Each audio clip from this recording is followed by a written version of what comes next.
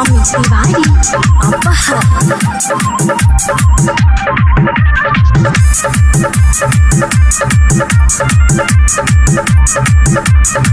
अरे हमारे है जिला हमारा बन तेरा खुद के होली राजी होली में उतार के पकिया खाना बोले लाला कार के होली राजी होली में उतार के चोली रानी होली में उतार के सुन भागिया पसार के चोली रानी होली में उतार के।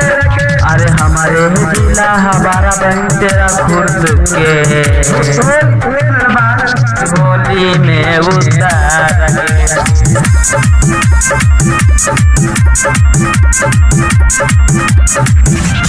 डीजे अमित तिवारी अपहर।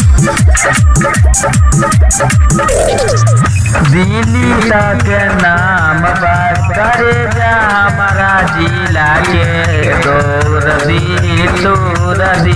तब तारा की लगे।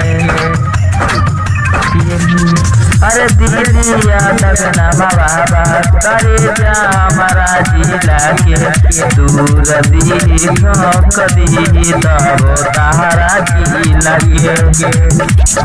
अरे ये रिया उड़े राजादार के चोरिया होली में उतार के। अरे हमारे जिला हमारा बंकी तेरा खुद के चोरी रानी होली में उतार के।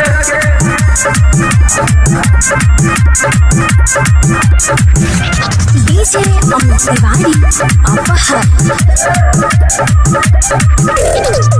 ना के हो या डलबा और ना के हो लाठी खाकी होले मारत यही जाय सना माटी।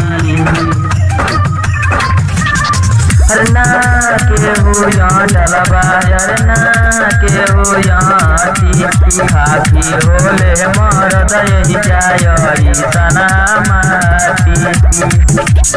अरे आतिफ सुमन भाई ले लाला दाना के होली में उतार के। बारा बंदी बिहार के